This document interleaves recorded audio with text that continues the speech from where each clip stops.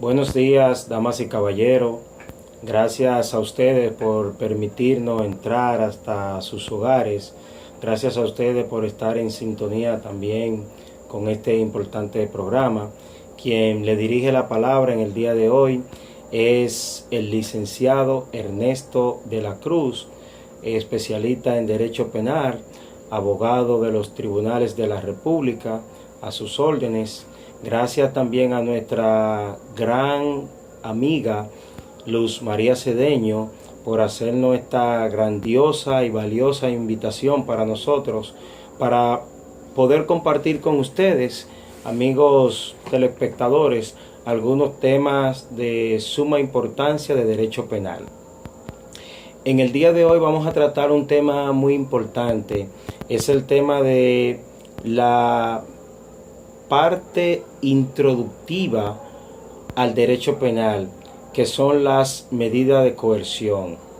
Las medidas de coerción, medida cautelar, medida precautoria, medida preventiva, como se le desee llamar, o como le llaman algunos ciudadanos y ciudadanas en la calle, los famosos 3 meses. Esta es la parte inicial del proceso penal. Estas medidas son solicitadas por el MP, Ministerio Público, o fiscal al juez de la instrucción o la jueza. También pueden ser solicitadas por el querellante. ¿Cuál es el propósito de estas medidas? El propósito de estas medidas simple y llanamente es asegurar la presencia de la persona que en ese momento está siendo vinculada a un hecho punible. Asegurar la presencia de ese ciudadano, de esa ciudadana o de ese grupo de personas que están siendo vinculadas a un hecho punible. ¿Por qué se hace esto? Porque se ha dado casos en los cuales una persona se sustrae del proceso, como llamamos nosotros los togados, los abogados. Es decir, que esa persona se pierde, se sustrae del proceso. Entonces, si esa persona, quien es acusada hasta el momento, no culpable, no he hablado de culpable, simplemente acusada, se sustrae del proceso, no hay proceso. Tenemos un caso que se dio en Santiago de los Caballeros en el año 2003, donde un nacional norteamericano estaba siendo vinculado al hecho de un homicidio. Esa persona se le conoció medida de coerción y simplemente se le dio una garantía económica.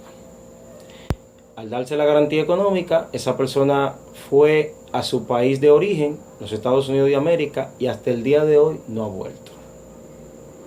Entonces, ¿cuál es la función fundamental de la medida coercitiva, de la medida de coerción?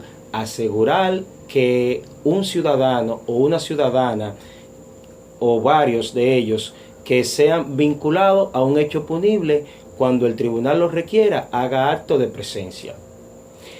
Nuestra normativa procesal penal, como llamamos nosotros los togados, o Código Penal, o Ley 7602, establece en su artículo 226 7 medidas precautorias o 7 medidas de coerción.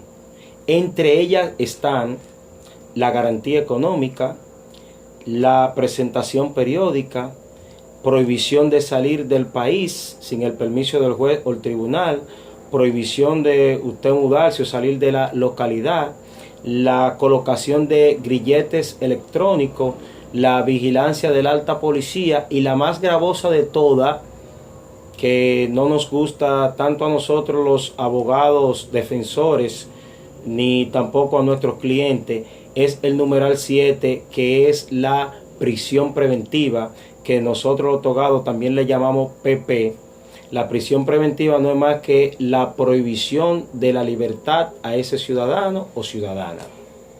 El mismo código También establece otro tipo de medidas coercitivas o de coerción que están en el artículo 178, están en el 228, están en el 233. Por ejemplo, para ampliarle un poquito más y que ustedes puedan entender un poco más lo de la medida de coerción, en el artículo 178 se da una medida de coerción de 6 horas. Ustedes preguntarán, doctor, ¿y cómo una medida de coerción de 6 horas? Sí, de 6 horas, ¿por qué? Porque suponemos que en la calle X o frente a tal establecimiento sucedió un homicidio. Hay unas personas que están ahí. Cuando llegan los investigadores y el Ministerio Público, esas personas que están ahí, el 178 lo ampara para que ellos detengan a esas personas que están ahí por 6 horas.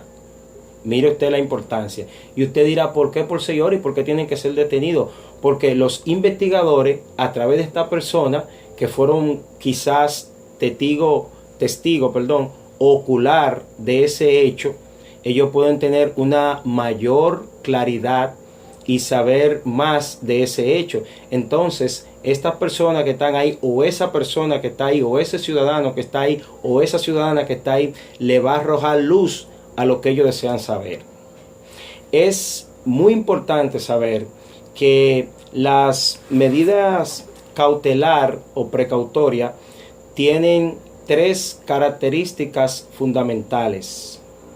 Una de ellas es que estas medidas son temporales, no son de carácter perenne, es decir, no son para siempre. Otra de ellas es que son proporcionales. Y otra de ellas es que son revisables y apelables.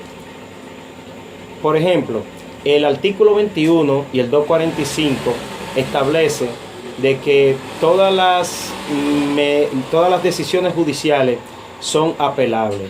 La medida de coerción es una decisión judicial que puede ser apelable. ¿Es revisable en qué caso? Por ejemplo, una persona se acusa de un homicidio. Normalmente, a solicitud del Ministerio Público, el juez o la jueza establece 1 año de medida de coerción. Pero en ese año de medida de coerción usted no lo va a entender, pero nosotros como abogados sí lo entendemos. Que quiero hacer una aclaración ahí, licenciada Luz María, y es que las personas en el barrio, las personas civiles, de una vez decimos, ay mira, el juez o la jueza lo sentenció, lo condenó a 1 año. No estamos hablando de condena, ni estamos hablando de sentencia. Hay que pasar unas etapas que no se han pasado. Estamos hablando de que ese periodo de 1 año, ese ciclo de 1 año, que el juez decide dictar una privación de libertad a esa persona, es el tiempo que tiene el MP, el Ministerio Público, el fiscal, que son los mismos, para investigar ese hecho. Como le explicaba antes, nosotros sí entendemos que cada 3 meses debe de ser revisada. ¿Por qué debe de ser revisada? Buena pregunta. Debe de ser revisada porque si en ese lapso de 1 año sucede algo posterior, una persona trae un video, trae una foto o un testigo y esa prueba desvincula a esta persona que por el momento, por eso le hablé que no hemos hablado de condenarlo, de sentenciarlo, no es culpable. Esa prueba que trae ese ciudadano o ciudadana, o esa foto, ese video, desvincula a la persona procesada. Entonces el juez está en la obligación de variar esa medida, ese numeral 7 del 226, que es la privación de libertad o encarcelar a ese ciudadano o ciudadana.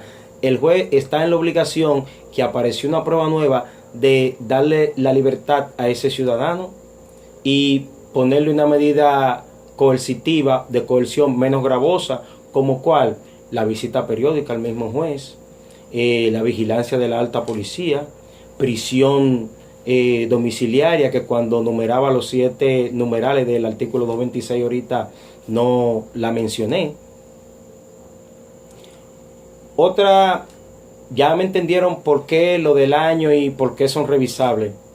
¿Por qué estas medidas deben de ser temporales?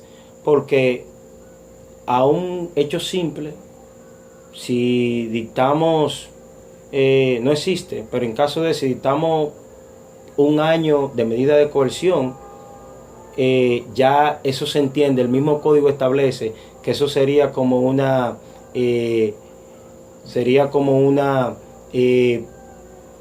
prisión adelantada, una condena adelantada. En ese caso, lo que el juez o tribunal emite es, vamos a poner un caso de difamación e injuria, que es un delito que no es grave. Lo que el juez o tribunal emite puede ser una medida coercitiva de 1 mes, de 15 días, o un arreglo entre las partes. No puede dictar 1 año de coerción, porque el hecho punible, que no es un hecho tan gravoso, no lo amerita. Gracias a ustedes, gracias por permitirnos llegar hasta sus hogares. Gracias también a nuestra amiga, colega y hermana, la licenciada Luz